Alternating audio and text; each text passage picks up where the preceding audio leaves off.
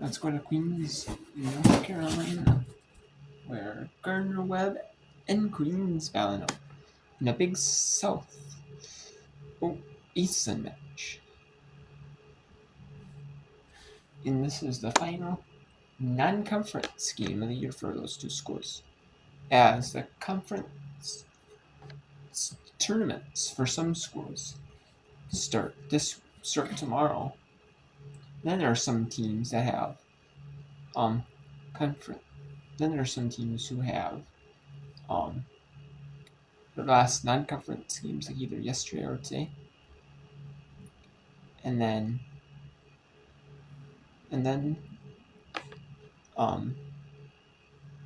most of the schools do non-conference, or do non-conference.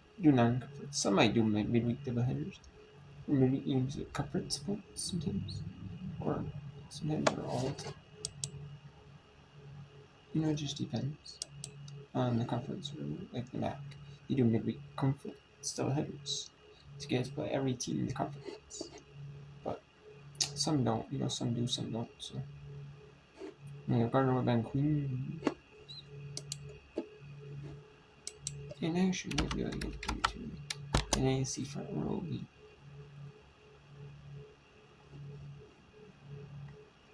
Their game AAC front row. No, it is Bryant Surham piece. So no. And then we have we'll bring it back to Tennessee Tech at Chattanooga. Let's go to the Spama Sun here at Boston University. Let's see if we can have this actually capture walkout here as Boston number or tied up to the screen. Yeah, can Boston University get one number? And then we'll see if I can show you the Virginia after one of these games. If not, there are only 2 games injured. I'll take a little break. So, and we have updates here. North Texas, the Moon Union with number 23 Oklahoma State to 7:30 Eastern, 6:30 local time. The game is being played. Well, for the first time this season, I find myself saying this. It may be that the top of the lineup has to come in and produce for BU. It's been a given for much of the year. 8-9-1. Dua. Pollitt sends it out to left. That's down for a base hit. Ricochets off of Rayner out there. Coming around towards second. Slides in safely. And Pollitt has a leadoff double. Another hit for Pollitt. This is her third of the day, her second double, and she is busting it out of the box. She needs every bit of speed here, an efficient route, and a head-first slide. It's a gamble out in left field from Lanaya Lewis. You let this thing land, you can limit Pollitt to a single. You dive, this is what you risk. Either it clangs off and she gets a double, or God forbid it goes past you. She took the gamble, she lost. So a leadoff double by Pollitt gives the game-winning run at second. And you can let Libby Walsh hit here because a bunt or a poke job can advance the runner. She can still contribute here. Tries to slap it down the third baseline. The downside of the way she's hitting is because she's limited in how she can twist that bat from the upright position to the lateral position when it contacts the ball. She's got to start the swing early. When she doesn't, you get a foul ball like that where you're late coming through the zone. You can't put it into fair territory. So to compensate, she's got to start the swing earlier, which means she's got to be really, really careful with the vision not to chase pitches out of the zone. 1-1 from Wachter. Shows bunt. She held it out high. That is a strike. And then again, you can show bunt, and then it's hard to pull the bat back with that kind of, with your hand in the shape it's in. And so, last chance for her to put something in play, especially to that right side, try to get Pollitt over to third. She chokes way up on the bat, tries to slap it, just missed. Big strikeout for Wachter. But it brings the top of the order up with Kylie Doherty to try to bring Pollitt around for the win. Doherty is 0 for 3 in game number 2. Comes up swinging at the first pitch. Off speed from Wachter. Just dropped like a sack of potatoes. And Ashley Waters calling over Doherty, Depies, and Pollitt here. Remember, you got to remember the position that Doherty's in. She's 0 for 6 today. She's got this resume, right? 12 home runs, leads the Patriot League. She's got the power. She's one of the best sluggers to be found, not only in the Patriot League, but in the entire realm of Northeast softball. But that's not what you need here. A single to the outfield grass is just as good as a home run right now. And so anything goes here. Anything you can put outside the infield, anything that lands fair is going to get the job done. Now, Pollitt's got solid speed coming from second base. Single is all you need.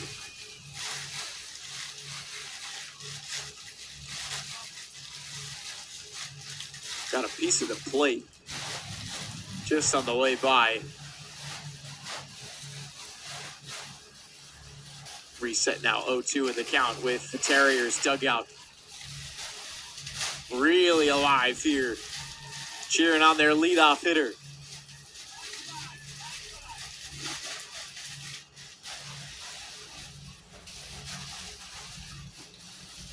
Doherty lays off the high heat. This is a tough spot for Wachter. You go through the first 6 batters, you're perfect. The first hit you allow, and all of a sudden the winning run is in scoring position. You've got Kylie Doherty staring you down. You think, what did I do to get myself here? 1-2. Looking outside. Doherty fighting off a long at bat here. Just taking deep breaths. Try not to psych herself out. She's been mixing it up high, moving outside, trying to keep Doherty off balance. Doherty rips one foul. She saw that the whole way. She looked at it with a sort of wry smile. You can see the expression still on her face a little bit. And, oh, man, that was it, wasn't it? She may yet get another one. Time called to talk things over here with a 2-2 count. And Maddie Wachter has pitched about as veteran-like as a freshman can this season, but still, this is a freshman in a tight spot. You got a winning run in scoring position and a player who's 2 home runs shy of a very good program's single-season record staring off. This is not easy going. This is crunch time. This is nail-biting time. And just a little visit to make a plan, calm her nerves just a little bit. Now that Doherty's worked her way back into the count, as Brendan Morales heads back toward the bench. It's Bianca Bell that is in charge of the pitchers. But with Morales coming out there because Bell's already taken and spoken for. Doherty comes up swinging. That's down for a base hit. They hold the Pollitt for a moment. The throw from left in time. And they get her at third. Clendenin with a huge fist pump. Pollitt had to hold to make sure this was down. And it was just long enough to have Lewis come up with the throw. And a beautifully placed one at that. Clendenin didn't have to move the mitt. Right down there in the middle of the slide. I remember I said a ball to the outfield grass was going to win it. That's about the only way that it couldn't have. If that happens in right field, Pollitt gets to third easy. It happens in left field, you're just out of options at that point. There was nothing else Pollitt could have done. If you run on that ball and the catch is made, you're having a very stern talking to with Ashley Waters. The only thing to do there really is to stay at second, and that's an impossible thing to ask in a situation like this. You can't hold at second. You force the left fielder to put a throw, and she did. So a defensive stand for a team with Bianca Bell that has been looking for consistency on that part of the lineup, and they find it in a huge moment.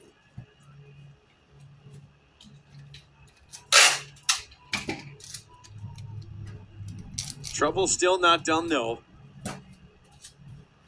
Depius, another phenomenal hitter, goes back up the middle. Right to second. Great play, but does she beat out the throw? Yes, the speed from the junior from California. Too much. Broken bone in your face doesn't hurt the legs. She just trotted on down there. The Bryant defense doesn't really do a whole lot wrong here. It's a good stop from Rower. Not the strongest of throws, but a passable one. A good stretch from Cochran at first. And Depies she's just that player. Leading the Patriot League in slugging and steals. That's the kind of balance that she's got. So she has the afterburners. And now the tying run in scoring position for the leading RBI hitter in the Patriot League. If she can get it in, this would be number 50 on the year. Coyle 1 for 3 so far. Rounded out to third or last time up.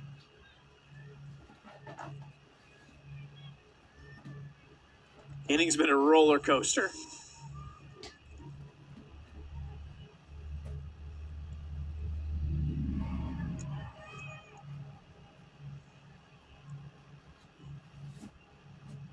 On 1 to Coyle. This is outside.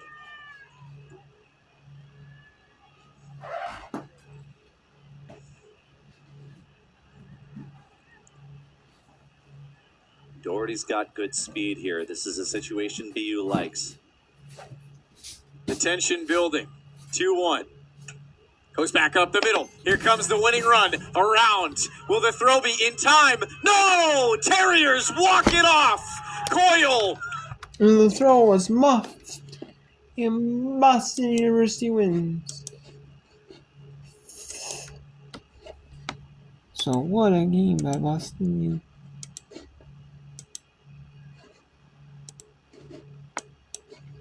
And let's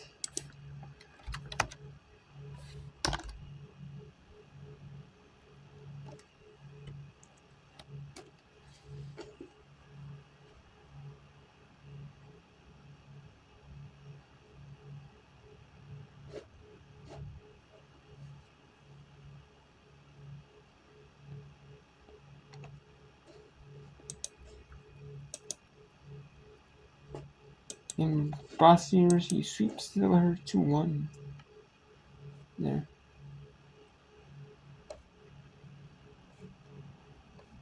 And Rick and Iowa State cancels.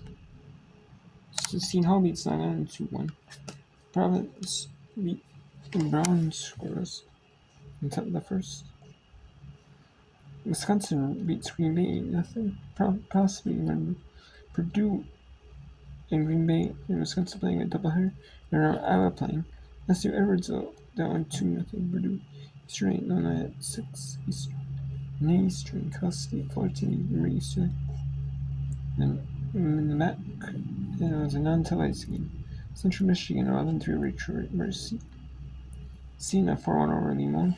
And a non-televised game could be on school websites. The Holy Cross and Quinnipiac Holy Cross cancel their match.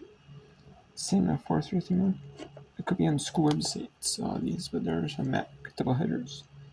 5-3 Akron over Buffalo. It's 2-0 Buffalo over Akron. 10-4 Miami Ohio over Bowling Green.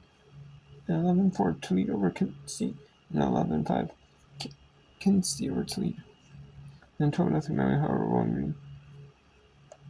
So, and then we have Illinois State, Illinois Chicago in a conference match. 5-4 Illinois State over Illinois Chicago. And Murray State beats Murray State cancels with Southeast Missouri State. And then Grambling and Southern in the conference doubleheader. Grambling won the first over Southern 2-0.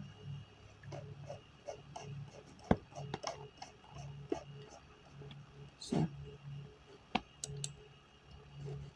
yeah, now we have a little bit of a break. So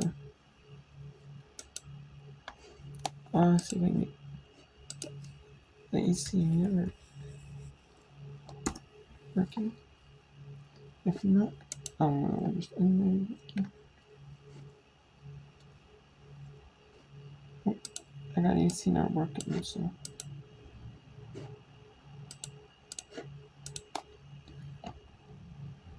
Okay, yep, I got AC not working, so. Okay, I'm able to show it.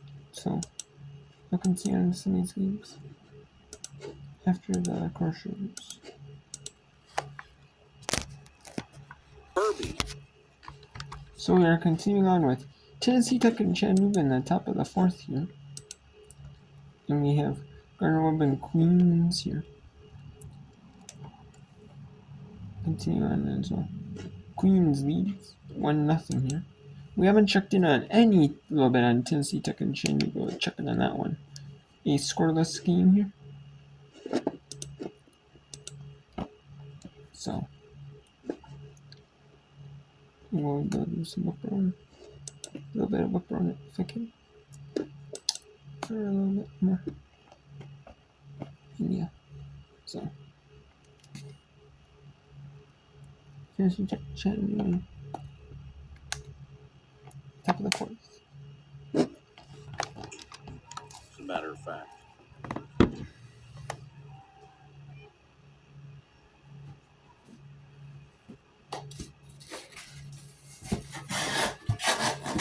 And the count 2-2.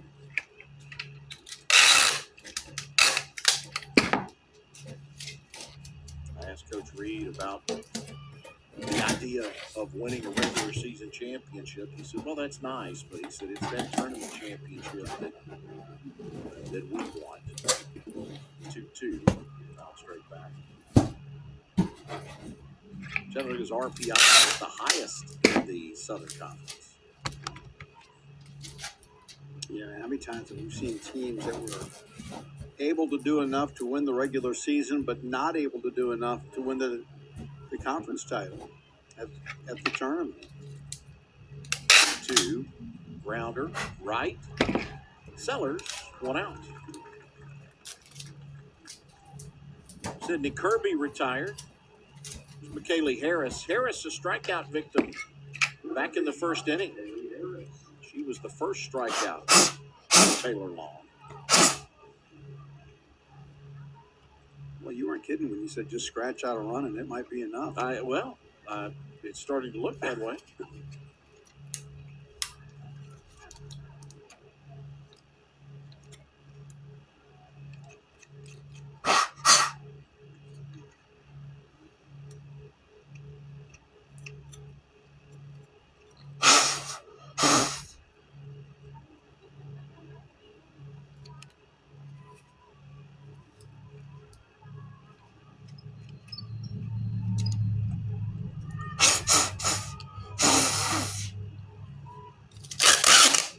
Long can be such an unpredictable hitters. It would have to drive you a little crazy at the plate. Like I said at the start of this game, she's not afraid to fall behind in the count. She has such confidence that she can get back in the strike zone. She really does like to work these batters. Sometimes the batter can work you over a little bit too, but today that hasn't been the issue. 2-1 to Harris. High, it's 3-1. Chattanooga sitting on 36 wins this season.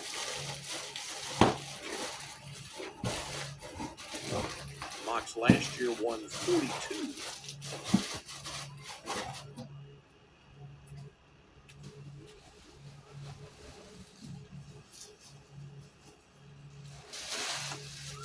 Ground ball, right, with another chance. The flip to Sellers.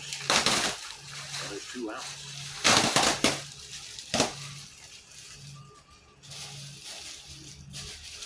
Jalen Paderes lined right back to Taylor Long, who nearly took it off her hip back in the first inning. Was able to get the flip to Sellers in time to record the out against Paderes. You know, and that was from Tech so unfortunate. That is, in my mind, the hit that you want. Stay down on the ball, drive it back through the middle. Anything in the center gets you 2 runs.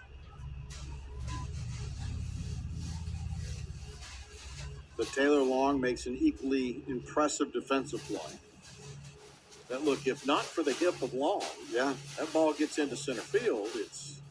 We're talking about a completely different game here than this scoreless one. it's Chattanooga down by at least 2 runs.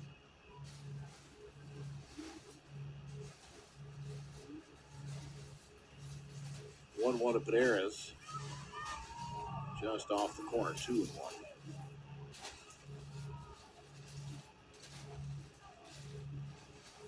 Southern Conference record for wins in a season is 53. It was by College of Charleston in their brief stay in the Southern Conference back in 2005. 2-1, foul back, 2-2.